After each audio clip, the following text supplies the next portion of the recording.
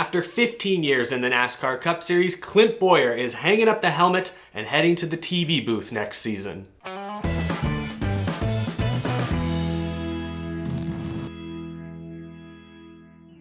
How's it going, y'all? My name is Eric and welcome to Out of the Groove. Today is a bittersweet day. We're gonna talk all about the news Clint Bowyer broke yesterday. We're gonna read through his lengthy statement and we're gonna talk about how the Stewart-Haas Racing driver lineup might change in 2021. But first, you might have noticed I am out of town, as you can see, not in my usual studio. I don't know whose hats these are. These aren't my hats, but they're here and I thought they looked kind of festive. So there we go, a bunch of hats. But hey, the show must go on. And at least I know that everything back at my normal studio is protected thanks to today's sponsor, Swan. Before I left, Swan sent me their Enforcer security system, which I set up before leaving. And thanks to Swan, I know, even though I may not be home right now, everything I care about is protected. The Enforcer uses 4K HD heat detecting, motion detecting cameras, which I can check in on anytime using the Swan mobile app. You can find Swan's Enforcer security system at Menards and Best Buy.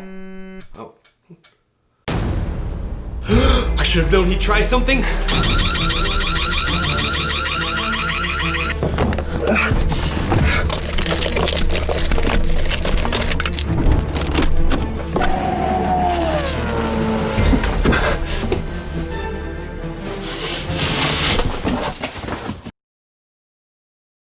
Whew. Yeah. Well. Big thank you to Swan for sponsoring this episode of Out of the Groove. In all seriousness, we do have some pretty big NASCAR news to get to. Yesterday, one of NASCAR's most popular drivers. Can I say one of the most popular? I guess he did win the All-Star fan vote this year, but Clint Bowyer announced yesterday on social media that he will be retiring from full-time racing at the end of the 2020 schedule. He posted a lengthy essay where he highlighted many of the people who helped get him to where he is, who've furthered his career along the way, and he also announced what his plan is despite his racing career being more or less over. I'm not gonna read every paragraph, but here is what Clint Bowyer wrote yesterday. He says, "Opportunity. Life is full of opportunity. For me, it began in the 6th grade. There was a converted school bus hooked to a trailer with an old Chevelle street stock car that was always parked right next door to my school. One day at recess, I snuck over and sat in that race car. Man, was it cool. From that time forward, all I wanted to do was sit behind the wheel of a race car. After several unforgettable years of racing short tracks all over the Midwest, winning races and championships, I didn't know what's next, where to go or how to get there. Boom, out of nowhere, I got a call that literally set my life on a course that I could have never dreamed. Richard Childress gave me an opportunity that led to racing cars on the greatest tracks in the country in front of a sea of fans for 16 years. He then lists many sponsors that have helped him. He talks about winning in Chevy, Ford, and Toyotas, which is quite impressive. He also mentions names like Richard Childress, Michael Waltrip, Tony Stewart, Gene Haas, Harvick, and Jeff Burton as people who helped him along the way. I am lucky to have the opportunity to be a part of the NASCAR family, the best racing series on the planet. For me, the greatest part of it all is the drivers. We'll beat each other up on the track, but we'll do whatever we can for each other off the track. I've had a lot of great teammates that have pushed me to be the best I can be. I've had the opportunity to share this dream with all my family every step of the way. The reality is, it was all of our dreams. Mom and Dad still roll into most every race in their motorhome just like they did when it all started when we were racing on 2 wheels. My brother Casey handles most of the business, and my brother Andy is my #1 fan. Having my wife Laura and my kids Cash and Presley at the track with me each week and sharing the sport I love means everything to me. Have I mentioned opportunity? As I've gotten older, I've realized these opportunities are few and far between, and when they come around, you must recognize them. Just like the days before I got the call from RC standing in that Ford body shop, I've been racing throughout this year wondering, what's next? Now to get to the point of what I want to tell you, I have a new opportunity to do what's next in my life. In 2021, my suit will no longer be fireproof.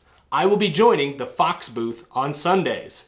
Just like my driving career, I will be a part of a great team and organization with great teammates. To say I'm excited would be an understatement. I want to thank every owner who has paid a bill on my behalf, every crew member who has turned a bolt on my cars, and every media member who has covered my racing career. Thank you to every sponsor that has invested in me, and thank you to every fan who has cheered me along the way. Opportunity Fox, here I come. A couple things to react to. Firstly, NASCAR is losing out on one of its most charismatic racers, one of its most intense competitors on a weekly basis. So it is very sad to know that Clint Bowyer will not be racing next season. Clint Bowyer is currently 41 years old, and as we've seen in recent years, the age of retirement, or at least retirement from full-time racing, has consistently gotten younger. It used to be guys would race in the 50s easily, and then mid-40s, and recently it's even been early 40s for some drivers like Dale Earnhardt Jr. Carl Edwards, of course, was an anomaly finally, but now Clint Bowyer at age 41, after 15 full-time seasons in the Cup Series, is hanging it up. So that is sad to see. I've always been a Clint Bowyer fan. He's done some crazy things. Some of them I don't always agree with, but needless to say, he has been one of the most entertaining and most outgoing personalities in the NASCAR garage for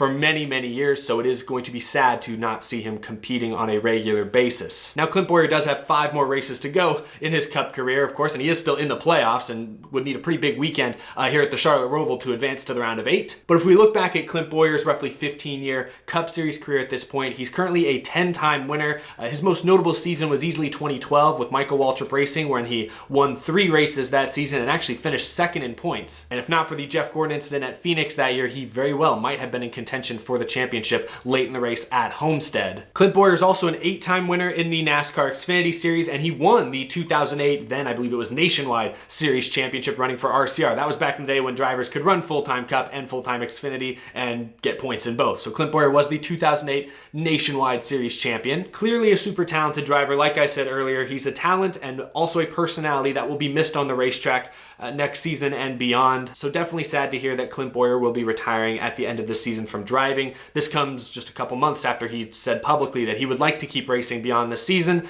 He talks about opportunity in his essay, and perhaps that new opportunity with Fox Sports was too good to pass up on. Because now I want to talk about the sweet part of this bittersweet story.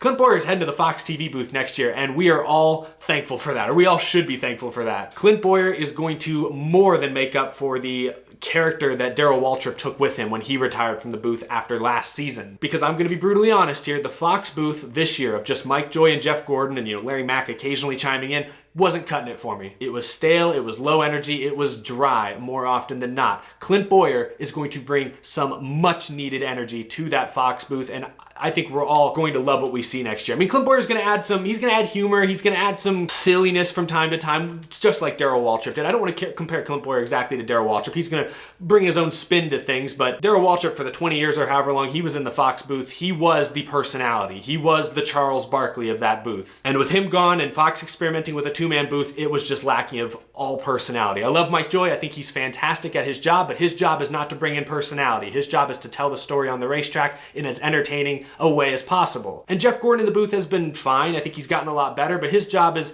just to observe what's happening on the racetrack and talk about the driver's perspective. Give us a look underneath the helmet, so to speak. Clint Bowyer can fill that gap Darrell Waltrip left behind by being the character, being the personality, being the charisma that the Fox Sports booth desperately lacked this season. We got a glimpse of how entertaining Clint Bowyer can be alongside Jeff Gordon and Mike Joy during the iRacing Pro Invitationals earlier this year, when Bowyer was kind of doubling as the in-race reporter. And my God, he was hilarious. I know those broadcasts were kind of meant to be a little more funny, a little lighthearted, because it was iRacing for fun, not for points or anything. But that being said, I do think Clint Bowyer's energy will translate nicely into the real-life TV booth for real-life NASCAR races. So I'm very excited to hear Clint Bowyer is joining Fox Sports on a full-time basis next season. I think that's going to be extremely beneficial to their broadcast. I know some people may worry he's going to be too silly, he's not going to be serious enough, and it's going to make the broadcast in general look less professional. That certainly is a concern, that certainly is possible, but I have a feeling Clint Bowyer is going to make it work no matter what. I think Clint Bowyer will be able to make any adjustment he needs. I'm confident Clint Bowyer is going to be great for the Fox TV booth. I think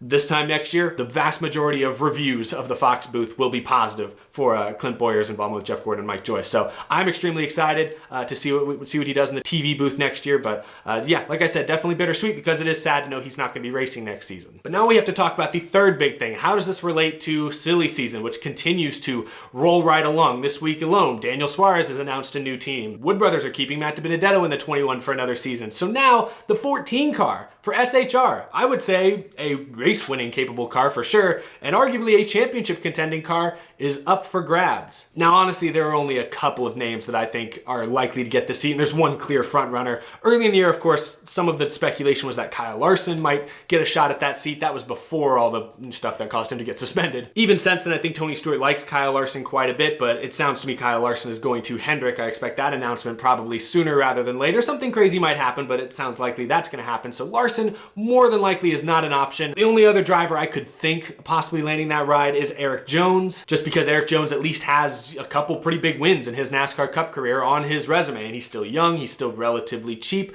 I think he could be an option for the 14, but even I don't think is the most likely option by a long shot. I would expect in the coming days, maybe a few weeks down the line, I expect Chase Briscoe to be announced to the 14 car, which will be huge and certainly well deserved. Chase Briscoe has dominated the NASCAR Xfinity Series this year. He's had a total breakout season. He's a Ford development driver who Ford has invested a lot of time, energy, and resources into over the last several years. It would be ridiculous of them to not promote him into the Cup Series now that they have this clear opening at one of their main teams. Chase Briscoe has 8 Xfinity wins this year. He's 25 years old, which means he's a little bit older than some of the more recent rookie drivers we've seen in the Cup Series, but I honestly think that might play to his advantage, being a little bit more experienced. Like I said, he's been working with Ford in their development program for several years. Chase Briscoe has been one of the most fun stories to watch. I talked about this in an episode, I think yesterday, when I mentioned Alex Bowman, he's going to the 48 car, and Matt DiBenedetto, who's staying in the 21 for another year. Those are drivers that I think fans should gravitate towards, because those are drivers that, in my opinion, had to earn those opportunities. They aren't getting a whole lot of help from a major sponsor who's just throwing money at them, or maybe a family member who has connections in the sport. Not saying any of that stuff is necessarily wrong, but when you look at a driver like Alex Bowman, like Matt DiBenedetto, or like Chase Briscoe, drivers who really don't come from a lot of that stuff, they are at a slight disadvantage compared to those who do have those advantages. When they're able to make the most of their opportunities and get these promotions and earn these promotions, I think fans should celebrate it, and fans should gravitate towards those drivers, and hopefully sponsors will as well. So I'm extremely excited for Chase Briscoe. Again, it's not confirmed yet, but I would be very surprised if Stewart-Haas Racing does not pick Chase Briscoe to drive the 14 car next year. I'm still happy for Matt DiBenedetto staying in the 21 car, but man, now I kind of wish Penske would run a 4th car full time, because I'd love to see Austin Cindric and Chase Briscoe battle for the Rookie of the Year award next year in competitive cars. I think that would be really fun to watch, but now it looks like Cindric's not going to be a rookie until 22, so at this point, I don't know if Chase Briscoe is going to have any rookie competition next year.